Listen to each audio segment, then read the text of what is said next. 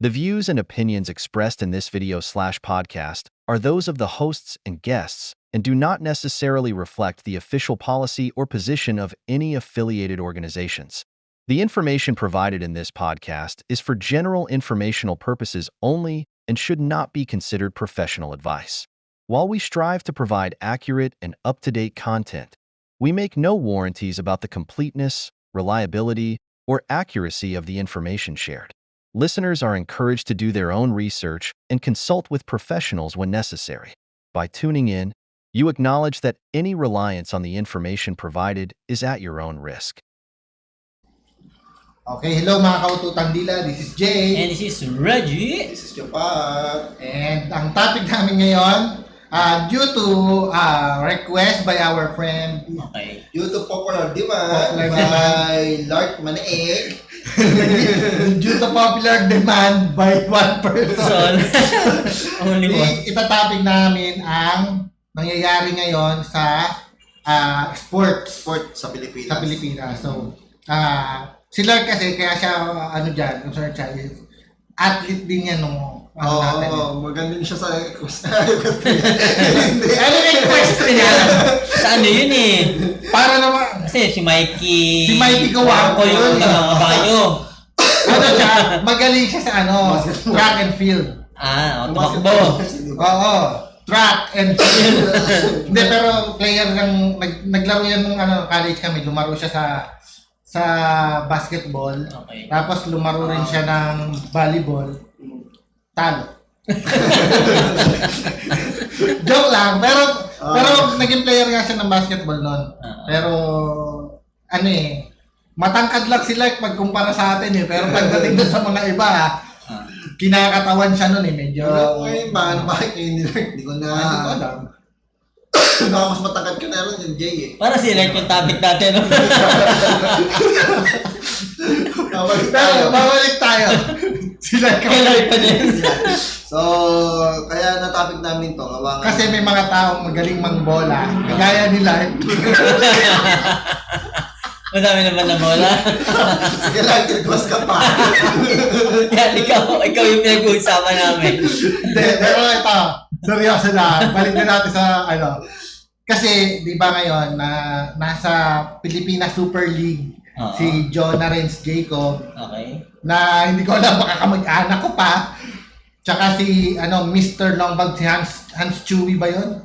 Basta mas magaling pa rin siya kay Kerry.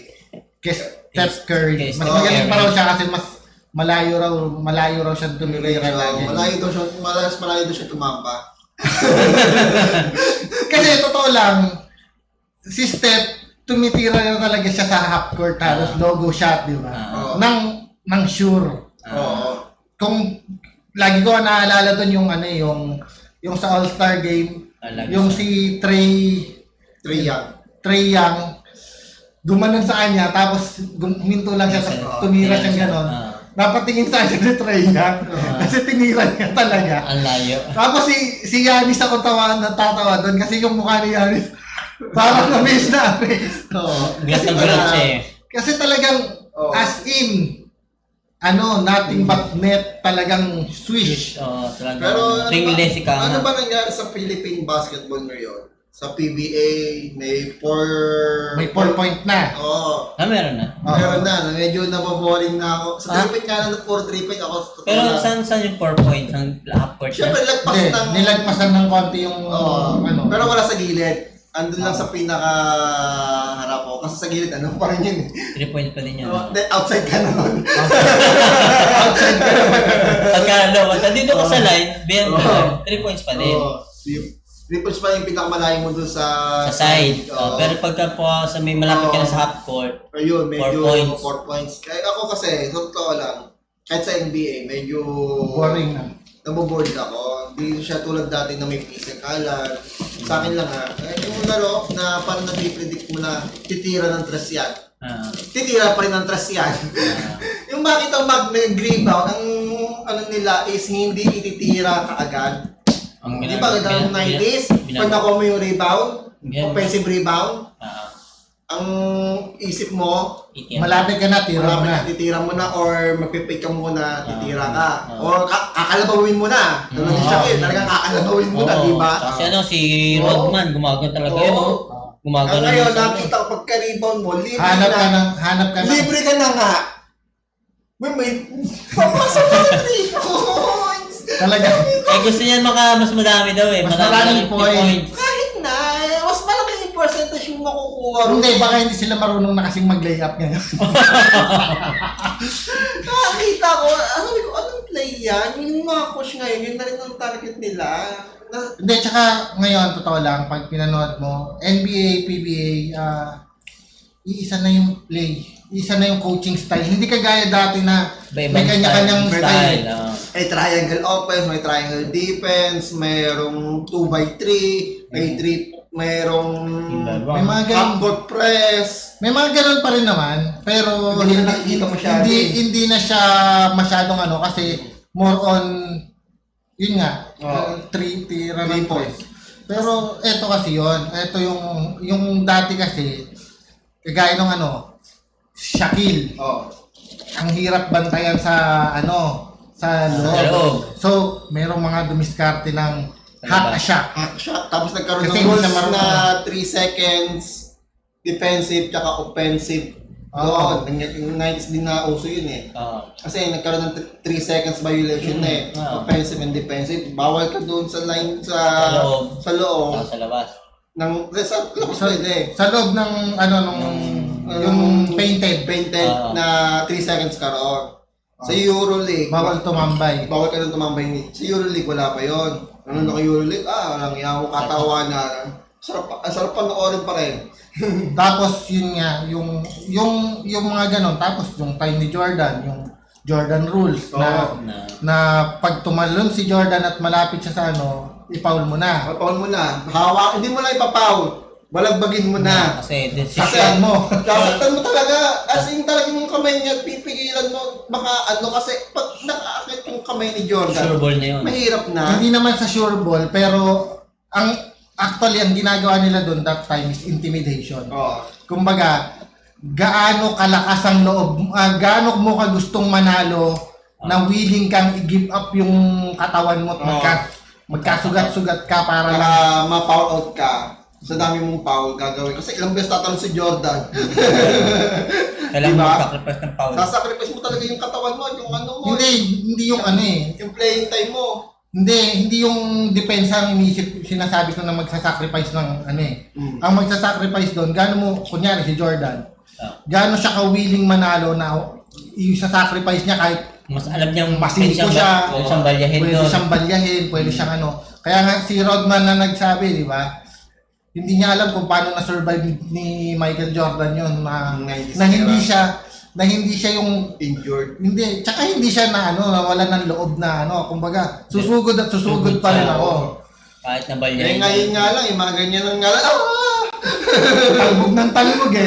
Okay na eh. Okay na sobrang okay. So, ibalik natin sa Pilipinas, di ba? So, yun, si Mr. Longbomb na sinasabi, nakakashoot siya sa malayo, pero hindi consistent. Hindi siya mas magaling kay Kerry. Sa akin lang, sabi niya kasi mas magaling siya kay Kerry. Hindi lang ikaw may opinion na hindi siya mas magaling kay Curry. Siguro kahit lahat ng NBA player, kahit lahat ng karamihan. Kasi kung mas magaling ka kay Kerry, di sana nasa NBA ka. Kasi NBA ka na, na-scope ka sana. Oo. Di ba? Yeah. Yung nga lang, madikitan ka nga lang ng ganyan, manunulak ka ng ganyan eh. Di ba? Mas maliit pa sa kanya nung nagbabantay sa kanya. Yung ginanyan lang siya, di na siya nakatira. Si Kerry, nilusutan yun eh. Kasi marunong gumalaw si Kerry, di ba? Magaling mag-dribble. Magaling mag-dribble si Kerry. Siya, hindi ko na siya nakakitang Baka puro shoot lang to ng shoot si Actually, yun talaga yung ginagawa niya lang. Bibigyan siya ng bola, tapos ibabato niya ng Hindi, wala lang. Hindi dapat parang siyang poste lang pala doon na hanap lang siya ng spot. Parang napanood ko yun eh, nung meron si Kibuloy. Naka 113 points. Yung pati yung kalaban ay nag-cheer. Yes! Saka pinapasa siya ng bola ng kalaban. It's kumbaga Naging naiintindihan ko kung bakit siya kinuha. Kasi YouTuber na maghahatak ng views. Pero napaka-absurd na, tsaka napaka-unfair dun sa mga tao na deserve maglaro dyan sa Philippine Super League. Daming magagaling. Pwede namang si Patrick. Pwede naman si Pacquiao. Mas magaling pa si Pacquiao. Magaling si Pacquiao maglaro.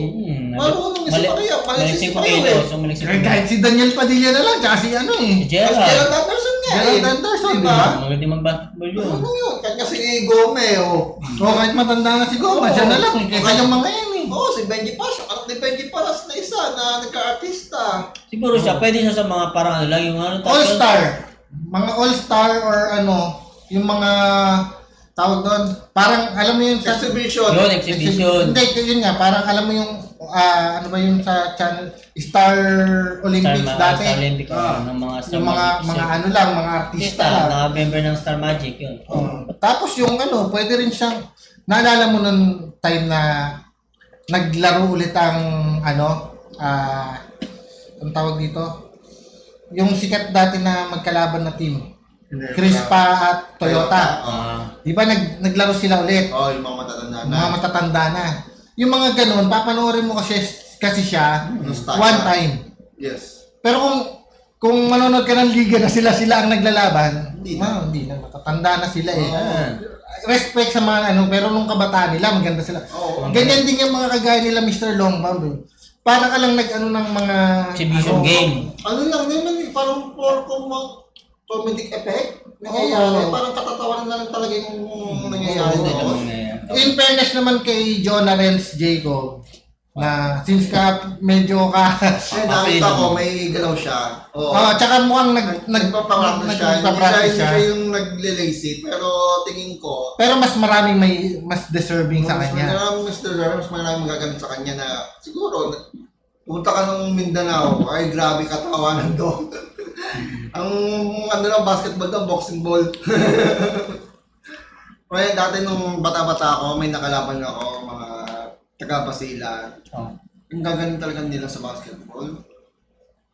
Mas mga tatag yung... Sila naka-safety, mga construction worker sila. Naka-safety shoes pa. Naka-safety shoes sila, pero tataas tumalon. Hindi, baka ngayon, kaya naka-safety shoes sila, alam mo yun, nananapak sila. Hindi, magaling sila maglaro. Pero talagang katawan sila maglaro. Siyempre. Sabihin mong babanggain ka, talagang ganun sila maglaro. Pero may kasama talaga. Yung malinis na bangga, hindi naman yung banggang tulad pinatulak na talaga. Nasanadya talaga. Alam niyo alam nila yung depensa. Yung ginagawa ni Mr. Bam doon sa kalaban niya, hindi na ganun niya. Hindi pwede. Siya na busy Kasi nagpapasend ng IMEI yung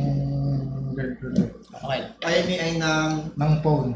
Ng Samsung. Titignan na naman niya yung S25 na nilabas na! So, alam mo na.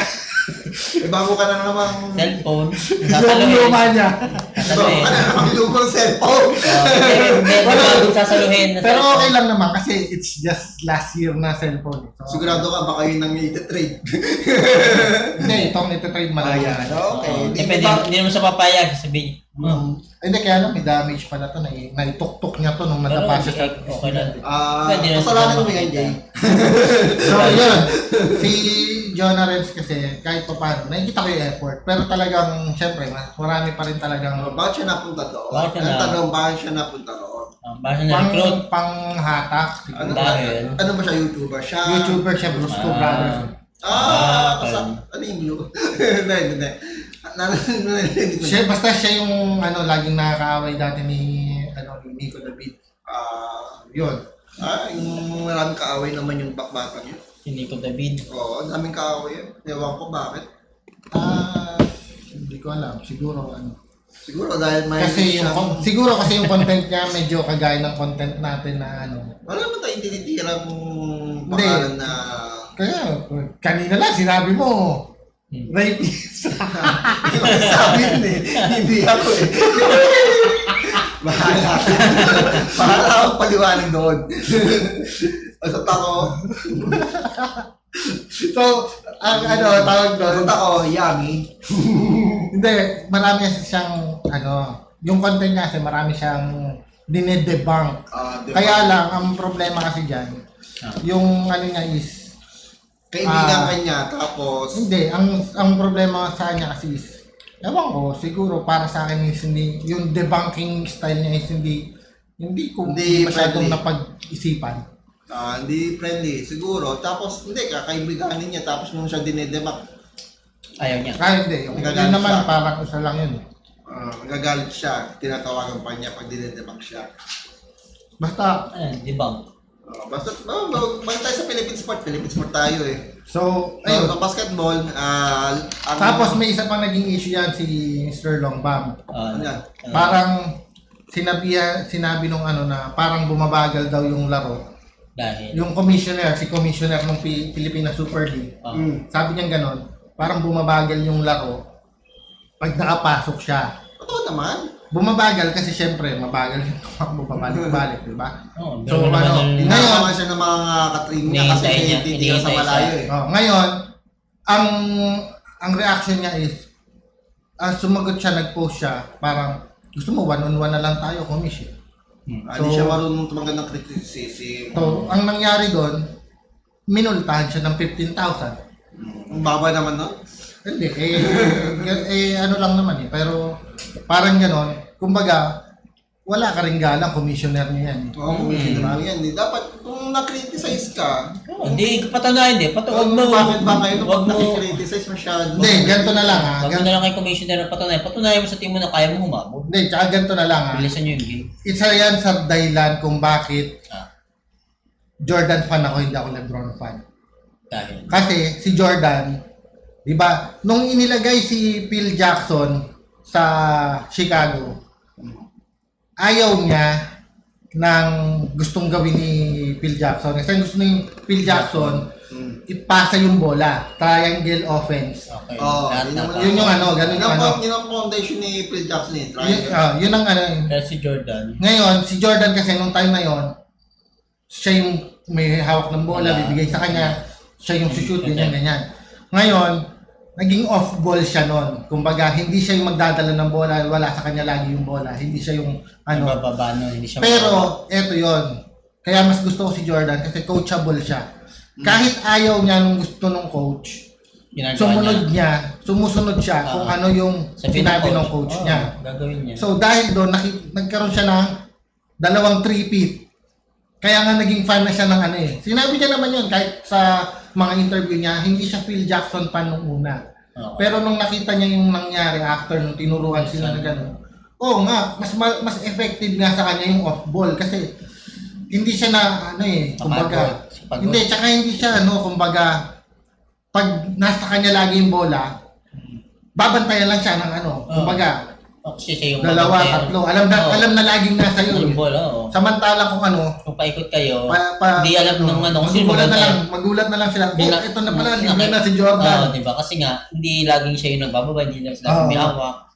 Kumbaga, nakakahanap siya ng magandang lugar. Yun ang difference. Kay LeBron kasi, hanggang ngayon, siya pa rin yung nagpapacilitate. Walang nagagawa yung coach niya kung gusto niyang siya yung magpapacilitate. Gusto niya siya yung magbaba, ibababa niya. Kaya siya, sabi, magaling daw na assist si LeBron. Paano hindi siya gagaling sa assist? Halos siyang may hawak ball, lagi may hawak ng bola. Hindi siya point guard. Hindi, siya nga tumatayo laging point guard. Hindi, may tawag nga doon dati sa atin, di ba? Point forward. May tawag doon sa pag ikaw na nagbaba, ikaw pa nag-shoot. Bakaw. Ikaw na nagbaba, ikaw pa nag-shoot. Dati ang tawag doon, Kobe di ba? Kasi si Kobe, ball hug din si Kobe. Binaba mo na, shoot mo pa. Pero actually, mga larong kanto dito sa Pinas dati, gano'n Oo. Pagka yung kanto-kanto lang na walang yung kung sino yung naka-rebound, asahan mo, siya na rin yung mag-shoot doon sa kanila. Kaya siya na yung tatakbo ron Dire-diretso. Siya na yung magpapasok ng sarili niya So, yun. Ganun naman dati sa Pilipinas. Kaya ngayon, pero nag-improve na ngayon ng laro ng mga Pinoy na kanto-kanto, nakikita ko. Meron na sila kaya lang, nakukuha na rin natin yung amateur natin medyo nag-i-improve sa atin. Yung professional, yun ang nagiging Comedy. Tsaka nakikita ko na yung mga lalaro sa mga kanto-kanto, nag-ano na rin sila, yung pinapractice nila yung mga dribbling na back, yung step back. Meron na rin silang mga kung na paano mag-dribble. Samantalang dati, ano lang. Parang nagmamilo best na rin sila eh. Oo, alam na Dati nila. mayayaman lang gumagawa ng ngayon. Maski yung mga kanto-kanto, parang nagtitrain ng gano'n. At syempre, pwede naman makita sa YouTube kasi lahat yun. Kasi yung pa, pinopost na nila sa YouTube.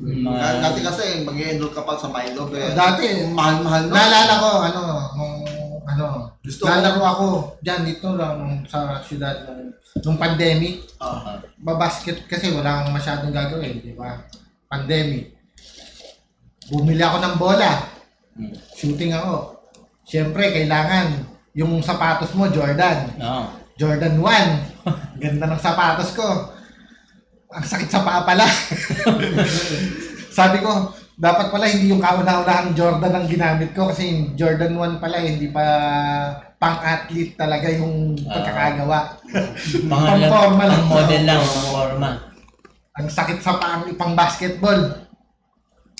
Pero ayun, yun nga, siguro kay Mr. Longbam din, dapat, ang dami talagang dapat kasi na mas, deserving. Tapos, yung humility, wala man lang siyang humility eh. Sobrang, mas magaling pa kay Curry. Oo. Alam mo, yung nangyayari na yan kay Mr. Longbam, yung pagsabi niya kay Commissioner, parang nangyayari ngayon kay Jimmy Butler kaya kay Pat Riley. Oo. Di ba nagkaroon din sila ng issue? Tapos ang sagot din ni Jimmy Butler subukan mo akong bantayan. Ganda na naman nun. Si Pat Riley. Parang kaya ewan ko, siguro, sabi ko din kasi, kaya raw parang nagiging boring ng NBA. Bumabagsak nga yung viewership nila sa USA ng 48% yata eh. Ilang percent? Almost 50, Almost kalahati na yung nabawas. Kasi, yun nga, ang mentality ng tao, puro 3 points. Wala nang sa loob, Yun nga, yun din yung sinabi ni Jordan eh. Kaya raw niya hindi in-improve yung 3 points niya. Kasi, detrimental sa laro niya. Kumbaga, parang, may tendency ka nga naman kasi na pag magaling kang mag-trace, is tatambay ka at mag-aantay ng pasa sa 3-point line. Wala na kasi yung thrill. Wala na yung thrill sa laro. Nanonood ako. Miski warm up di siya makasabay. Huli na siya. Kaya hindi naman siya kasi athlete. Tsaka halata naman sa katawan. Sige, nandun tayo. Shooter siya. Shooter, okay. Di pa siya. Pero yung tsaka hindi mataba din naman ako. Tsaka hindi ko pero hindi pag sinabi kong magaling yun sa akin, talaga magaling sa akin yun. Hindi ako sasabihin magaling ako. Hindi ako parang gano'n. Kasi kumpara mo naman kumpara mo yung laro mo kay Steve Curry. Mas magaling ka kay Steve Curry. Ano ka? Diyos? Siya hamunin mo ngayon ng one-on-one. Kumakasabay sa kanila full court, one-on-one ha. As if naman puntahan dyan. Wala. Nagawan siya ng gano'n. Hindi, hamunin niya siya. Ang hamunin niya sa commissioner, siyempre ano na yun, ilan-daban yung commissioner. Tsaka ito, sinasabi niya mas magaling siya kay Steph Curry. Naalala, merong kilala niyo ba si White Mamba?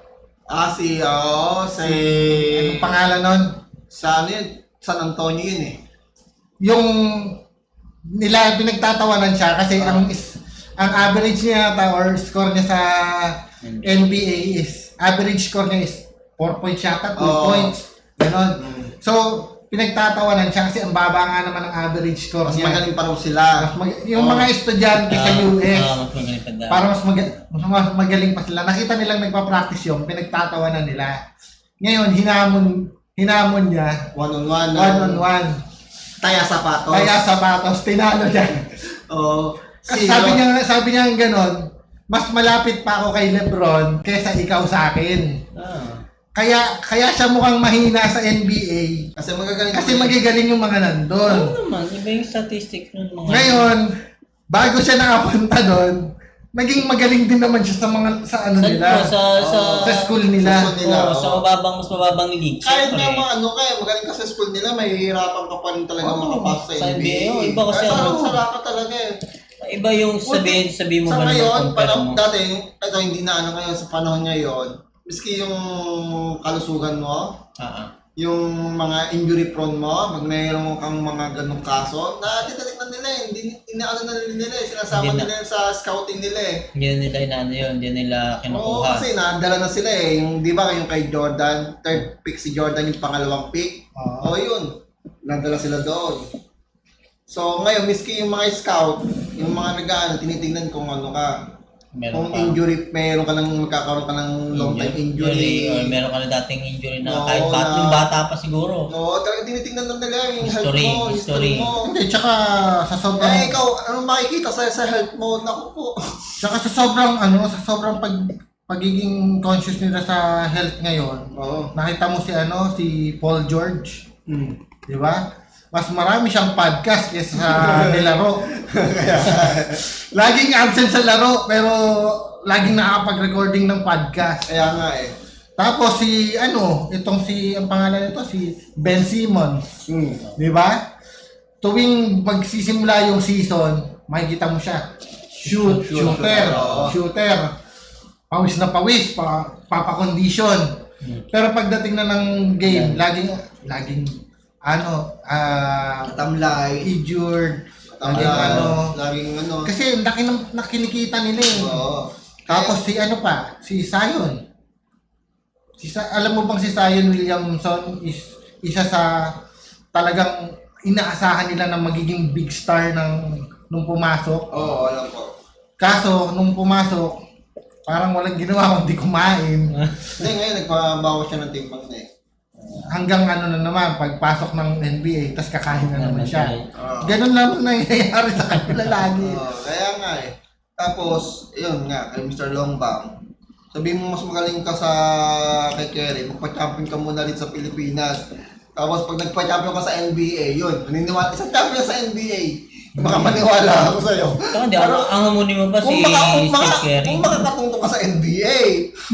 Kahit nga siguro yung pinakababang statistic na sa NBA na player ang hamunin mo, okay na wag na Steve Curry eh. Diba? Ang training ng mga yan. Kahit matandang si Steve Curry hamunin mo, parang hindi ka mananalo kay Steve Curry. Kahit yung sabihin mo na, eto assistant coach na lang ng si Jimmy Alapag ng San Antonio, Sacramento Kings. Assistant coach na lang si Jimmy Alapag. Yun na kamunin mo, tignan ko, di ko manalo dyan. One-on-one na. One-on-one. Kay Alan Kaidik nga, di ba? Oo, kay Alan Kaidik. Sa shooting? Oo. Alam niya. Ewan ko bakit ganun ano ba, masyado cloud casing lang ba yung sinasabi niya o talagang ganun siya? Hindi ko alam kung malayo ang tingin niya sa reality o talagang sinasadya niya lang para mag-trend din siya. No. Para pag-usapan. Kasi, totoo lang. Tapos yun nga, si Jonah Renz, yun nga, siguro, ang nakikita ko naman kasi sa kanya yung effort eh. Pero again, masasabi ko pa rin talaga na mas maraming mas deserving. Pero, yun nga, dapat at least pinupunan niya. Hindi siya nagyayabang lang ng nagyayabang. Hindi kagaya nito ni Mr. Longbang na talagang nakakainis. Nakakainis yung Dati yung panahon ng PBA, pero tinamad na rin. Alaska dati. Alaska pala sa PBA. Ako dati? Dati ako nanonood ng Alaska, ng PBA, San Miguel Birang. San Miguel, kay Pajardo. Junmar Pajardo. Hindi na ako masyado nanonood nung time ni Junmar eh. Nanonood ako nung time nila Danny Ildefonso, Arwin Santos. Danny Ildefonso, tsaka hindi, kahit kay Arwin Santos, di na ako masyadong nanonood. Hindi ko na si Ildefonso, inabot ko pa yun. Nung time nila Danny Sigel, Ildefonso yun. Ako kasi dati, fans ako ng Alaska. Since elementary naalala ko pa sa Marietos nun eh. Tapos si Cheche, number one crush na si Val David. Si Ginebra. Flash. Ang Ginebra. Ginebra yun. Ginebra San Miguel. Ginebra San Miguel ang team nan. Ako, San Miguel, tas second team ko ang Ginebra. Hindi naman sa paggal na sinasabi kong pogi ako, pero nung unang nakita ko si Mr. Longbam, parang si Kim Jong-un, mahilig din pala sa basketball yun, di ba? Kim Jong-un. Oo, inimbitahan pa nga niya si Rodman, di ba? Akin naman, hindi ko naman nakita sa kanya si Kim Jong-un. Mukha siyang ano. Mukha nga siya si Patrick eh. Oo nga, no? Mataba. Kanya naman mataba. Mukha nga si Patrick eh, oh. Ano? Di ba? Yung tsura niya, mukhang Patrick ah. Hindi Palit ko naman ako dyan. Biglang inayon. Oh my God. Ano yun, So, mukha mo si Kim Jong-un. Ganyan. Oh, di ba yung picture na yun, oh? Oh, di ba? Kamukha ni Patrick, oh. Oh, palagay mo lang yung sino ni Patrick, oh, di ba? Tingnan. Oh, ano na ba? Kamukha siya Huwag ni... ka nang tataba, Pat. Oh. Huwag ka nang tataba. Oo. Oh, kamukha niya. May book na lang din siya. Papakan mo na talaga. Napalagyan ako ng balbas. Para yung double chin ko matakpan. Ayan na. Kasi, Sigla siya ako. kamukha Pero siya. markada kasi ako, ano siya, mukha talaga siyang, siga-siga. Kaya nag-filter siya ng walang balbas. Mukha nakakatawa siya, gawa na tayong double chin. Oh, ayun. Yan, si Mr. Longbam nga. Kasi yung mga unfair talaga sa mga athletes sa Nagsisikap. mga nagsisikap. Na Kaya may- si Lark nung time na yun, di ba? Nung high school, ano siya, mahilig siya sa mga sports. Oo naman. Track and field. Kumbaga, tapos basketball nga, nakalabang. Alam mo bang nagkaroon kami ng tawag doon, PE. PE namin sa college is table tennis. Sa lahat ng nakalabang ko, si Lark lang nakatalo sa akin sa table tennis. Kasi alam niya yung laro ko eh, ang daya. Nakapwesto doon sa pupuntahan ng ano kasi pinapaganon ko lang doon sa ano eh. Ang problema ko, hindi pa ako marunong mag-adjust ng laro. Ng laro. Same So, lagi. same lang yung ano. Eh, yung mga ano, pag ibang kalabang ko, alam kong mahirapang abutin kasi medyo mahaba rin yung lamesa ng table tennis. Kasi mahaba si... Mahaba yung kamay ni Lark. Yung pata. Yung kamay. Minsan tumakbo. Tapos mabilis pa yung tumakbo sa gilid. Malis siya, no? Maliksi, kaya yun. So, yun. Siya lang ang nakatalo sa akin nun. Dapat platon ako dun sa table tennis. Kung Ano, 95 ka lang. Libre table tennis nga pala sa Robinson. meron din dito sa ano, kaya lang may bayad sa Walter. Sa Robinson libre, yung gamit ng table. Robinson. Ang dami naglalaro. Robinson Santa Rosa. Saan sa baba? Sa third floor. Wala na nga lang si Sir Salvan eh. Yun ang magandang maglaban eh sa table tennis. Oo naman. Si Lark tsaka si Sir Salvan. Parang nagnonood ka ng chess eh. Sa galing nila. Sa chess. Uy, multuhin ka ni Sir Salvan. Oo nga. Hindi, alam na ni Sir Salvan yung humor natin noon. Kaya nga. Salva, miss ka na namin. Na-miss ka na namin. Maramdam ka na minsan.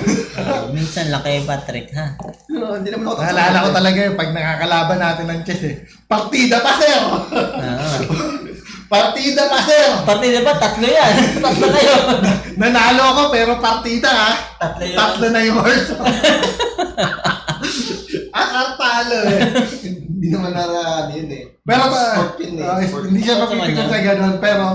Pero ayaw niya nang may magbibiro ka ng ganun na may ibang estudyante. Pag tayo lang, Okay lang. Pero pag may ibang estudyante kasi parang nababastos na yung pagiging teacher. Kaya totoo. Sinabi niya naman yun sa akin. Okay lang daw magbiro, wag lang yung... May ibang tao. Kasi kilala niya tayo, kayo. Tapos, Philippine sport. Yung kay Yulo, saludo pa rin ako sa'yo kahit na suway anak ka. Sabi nila. Pero ikaw na nakapagdala ng gold medal last year. Dalawa. Not once, but twice. So, sa akin, pagpatuloy mo, sana, kung magre-retire ka sa gymnastic, may pasa mo yung knowledge mo sa Kapatid. kabataan. Sa kapatid, alam mo yung Sa kapatid kapatid niya, mo. dalawa, nagte-training ata. Pero mas mababang dalawang medal din yan. Pero yun din, siyempre stepping stone nila yun eh. Hanggang kasi qualifier mo yun para makasali ka sa Olympics. In fairness naman doon sa kapatid niya, although may sinabi din siya doon sa, nagsalita rin yun eh. Di ba? Nagsalita rin siya against kay Carlos eh. Okay. Parang sabi niya, sana kasi kumbaga makipagbati na siya sa parents niya, parang gano'n. Kasi sabi niya hindi ako kasi yung gold medal na yan, kaya ko rin kunin yan. Parang ganun yung sabi niya. Hindi, kunin niya. Go. Hindi, ang ko naman kunin sa kuya niya, pero ang ko lang naman doon, okay lang yung confidence level niya. Okay yun eh. Pero ang ko lang, sana lang yung sinasabi mo, hindi dahil na manipulate ka ng nanay mo, ng parents mo. Alam ko as a bata, na-experience ko yan. Meron akong tita na lumaki ako na parang ang tingin ko sa kanya masama ugali niya. Kasi ang ng parent ko is mukhang yan, masyadong mukhang pera, ganyan, parang ganon. Ngayon tumanda ako na marunong na ako mag-handle ng pera. Parang nagigets ko na parang mas okay pa nga yung tita ko na yung mag-handle ng pera kaysa hindi siya.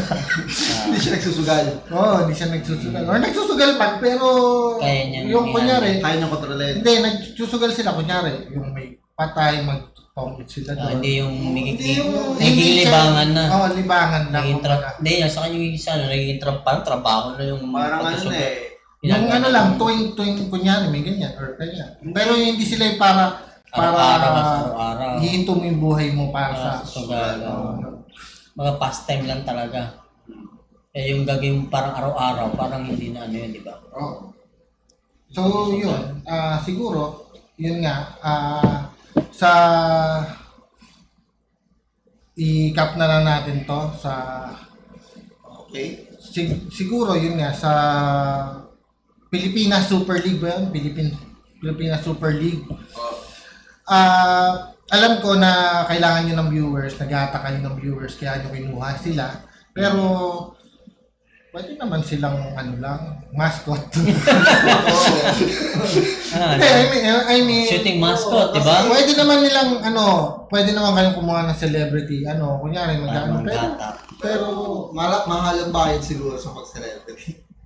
Marami rin kasing maraming deserving. Mas maraming deserving kasi maawa kayo sa totoong athletes, hindi yung sa nag-athlete-athletes lang. Tsaka yan parang stepping stone ng mga tunay na athlete para makapunta sa higher league. Para paano na lang kaya yung Gilas humihina kasi hindi na tayo nakakuha ng mga gandang player. Mamaya susunod makita ko sa Gilas yan, ay Diyos ko. Naku po. Ewan. Kasi yung baka makakalain, North Korea tayo. Korea. Kamukha mo daw. Kamukha mo daw yun. Malayo. Kamukha mo kaya na bala mga viewers, judge nyo kung kamukha niya. Comment nyo below kung kamukha ni Patrick. Silong ba? Wala. Sige. Gawa kayo ng mga memes. Yung Tapos naguna tayo. Ang daming comment. Naka-comment. Kamukha niya talaga. Sabi pa doon iba. Akala ko si Mr. Longbam yung kasama niya. Pumayat lang. Yan. Tapos naubos ang buhok. Yan, gano'n nila. So yun. Tapos siguro yun nga. Yung kay Carlos naman doon sa kapatid niya. Good luck doon sa kapatid niya, pero sana nga you're not being manipulated kasi it's a possibility talaga. Kasi nakita ko talaga yung nanay mo